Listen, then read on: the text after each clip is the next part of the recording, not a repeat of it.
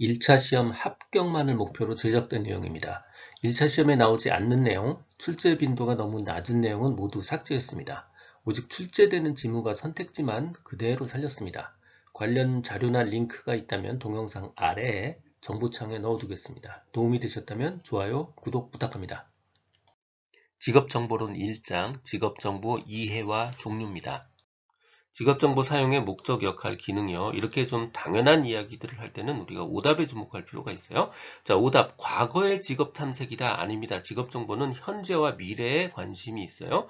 은퇴 후 취미 활동에 관련이 있다. 이것도 잘못된 오답이에요. 직업정보는 직업에 관심이 있습니다. 즉, 근로에 관심이 있고요. 근로 생애를 설계하는 데 관심이 있습니다. 과거 잘못된 이야기고요. 은퇴 후 취미 활동 대상이 아닙니다. 두 번째, 직업정보는 정보니까 정보적 기능이 있어요.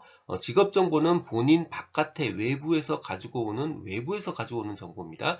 본인의 내부를 뒤지는 것과는 관계가 없습니다. 즉, 흥미, 적성, 가치 등을 파악한다. 이거 직업정보에 해당되지 않습니다. 직업정보는 본인 바깥에 있는 정보예요. 그래서 직업적 대안들에 대한 정보 혹은 직업체가 직업 비전에 대한 인식 그리고 경험이 부족한 사람들한테 간접적으로 접할 수 있는 기회를 제공하는 것 모두 정보적 기능에 해당되고요. 재조정 기능이요. 자신의 선택이 현실에 비추어서 부적당한 게 아니었는지 한번 점검하고 체크하고 재조정해 볼 수 있는 기초를 제공하는 것 바로 재조정 기능이고요. 동기화 기능은 말 그대로 동기를 부여하는 겁니다. 일을 하려는 동기를 부여받을 수 있는 기능 바로 동기화 기능입니다.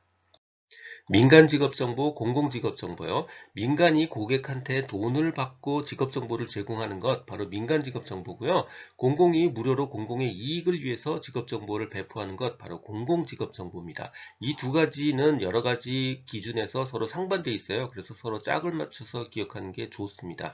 먼저 범위요. 공공직업정보는 모든 사람을 대상으로 하니까 전체 산업과 업종, 굉장히 포괄적인 대상을 하고 있고요.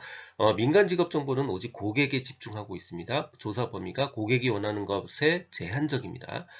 정보 제공 시기요. 민간 직업 정보는 고객이 원하는 순간이 최대 목적이에요. 그래서 신속 생산이 중요하고요. 고객이 원하는 순간 불연속적, 단기적, 한시적이에요. 반면에 공공직업 정보는 마치 월간지나 주간지처럼 주기적이고 연속적이고 지속적이고 장기적이고 연속적입니다. 그리고 주기적이에요.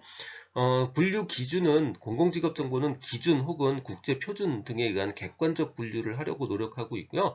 마찬가지로 민간직업정보는 반대로 오직 고객에 집중합니다. 생산자의 자의적 분류를 사용합니다. 타정보 연관성이요. 공공직업정보는 연관성이 굉장히 높고요. 객관적이려고 최대한 노력을 합니다. 반면에 민간직업정보는 그런 거 관심 없고요. 오직 고객에게 필요한 것만 집중합니다. 그래서 타 정보와의 연관성이 낮은 편입니다. 민간직업정보, 공공직업정보의 특징이요. 이 특징은 바로 전 페이지에 다뤘던 표에 모두 다 요약이 되어 있지만 실제 출제되는 지문에 집중해서 다시 한번 보셔야 될 필요가 있습니다. 특히 이렇게 밑줄 친 부분이 주요 관심 대상이에요. 자, 첫 번째 조사 범위요.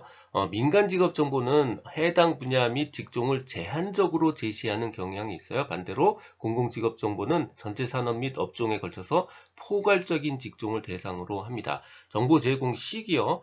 민간 직업 정보는 한시적이고 신속하게 생산 운영하는 게 가장 중요한 기능이에요. 분류 기준입니다. 민간 직업 정보는 특정 목적에 따라서 자의적으로 직업을 분류합니다. 그리고 시사적인 관심이나 흥미를 유도할 수 있도록 자의적으로 직업 분류를 하고요. 정보 생산자의 임의적 기준이나 관심 위주로 바로 마찬가지로 자의적으로 직업 분류를 합니다. 반면에 공공직업 정보요. 특정 정보만 강조하지 않고 보편적인 항목으로 이루어진 그런 기초적인 직업정보 체계로 구성이 되어 있고요. 타 정보 연관성이요. 공공직업 정보는 광범위한 이용 가능성이 있기 때문에 공공직업정보 체계에 대한 직접적이며 객관적인 평가가 가능하도록 작성하고 있습니다. 공공직업정보와 비교한 민간직업정보의 일반적인 특성이 아닌 것, 틀린 것이요. 민간직업정보는 객관적 기준에 의거해서 직업 분류하지 않습니다. 이거는 공공직업분류에 해당합니다. 정답은 2번입니다. 민간직업정보는 한시적이고 신속하게 생산되는 게 큰 목적이고요.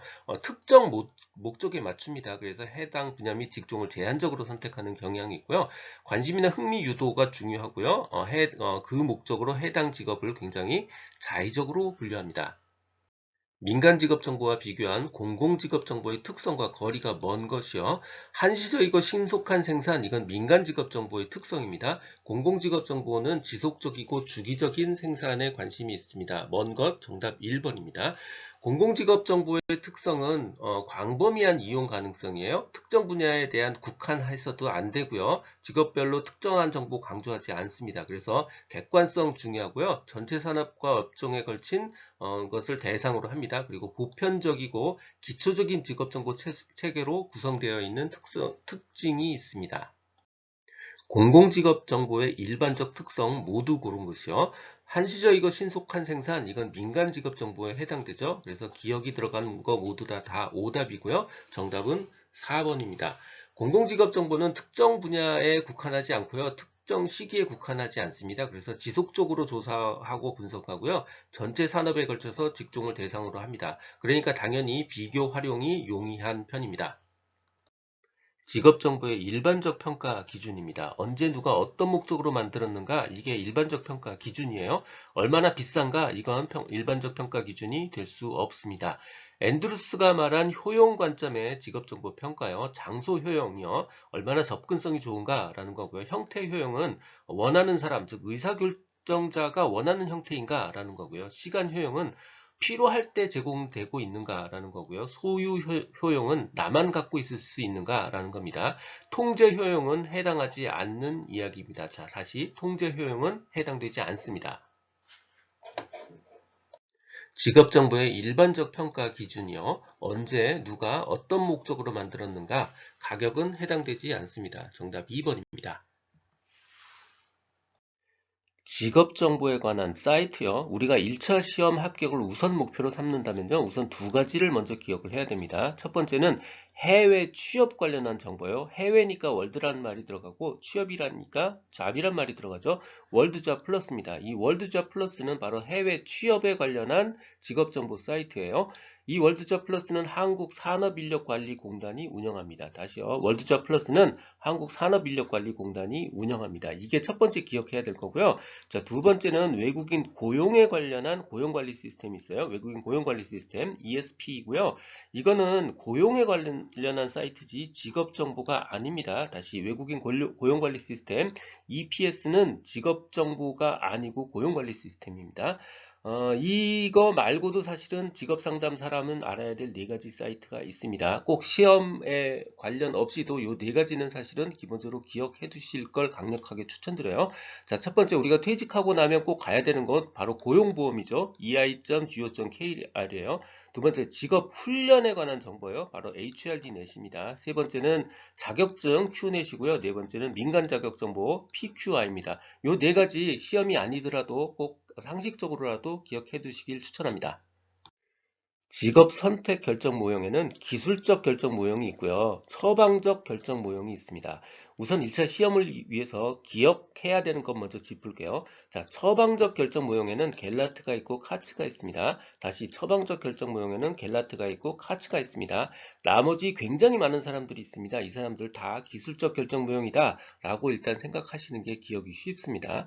기술적 결정 모형은 사람들의 결정 방식을 분석해서 모형을 만든 거고요. 처방적 결정 모형은 좋은 결정을 할 수 있도록 프로세스 모형을 만든 겁니다. 자, 두 번째 기억해야 될 거요. 힐톤 모형의 포인트와 겔라트 모형의 포인트를 기억하셔야 돼요. 힐톤 모형요. 다 단계로 구성되어 있습니다. 인간이 복잡한 정보에 근접하게 되는 구조의 근거를 둔 이론이고요. 직업 선택 결정 단계를 전제 단계, 계획 단계, 인지 부조화 단계로 구분한 직업 결정 모형입니다. 단계 그러면 힐톤이다 이렇게 기억을 해주시고요. 겔라트 모형의 포인트는 체계라고 기억을 하시면 돼요.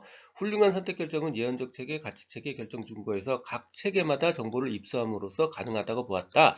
이러저러한 체계가 있다 그러면 겔라트 모형입니다. 인간이 복잡한 정보에 접근하게 되는 구조의 근거를 둔 이론으로 직업 선택 결정 단계를 전제 단계, 계획 단계, 인지 부조화 단계로 구분한 직업 결정 모형이요. 단계면 답은 힐튼입니다. 정답은 2번입니다. 듣고 계신 강의는 직업상담사 2급 초단기 합격 비법의 핵심 내용 파트입니다.